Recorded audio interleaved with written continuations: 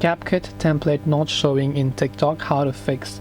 So if you're opening CapCut and you use CapCut but the template is not showing inside the TikTok app whenever you open it up, by simply going to this little option over here, what you can try to do is, instead of directly trying to search them from the TikTok app, you can actually try to search them from the CapCut app itself.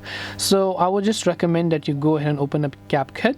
And another thing to keep in mind is you can also go to templates from here and use a certain template for TikTok. Otherwise, you want to make sure to come to the me option and log in to your TikTok account. So as long as you don't log in, it will not show up sometimes inside of TikTok app as well. So you want to make sure to open CapCut and log into your account.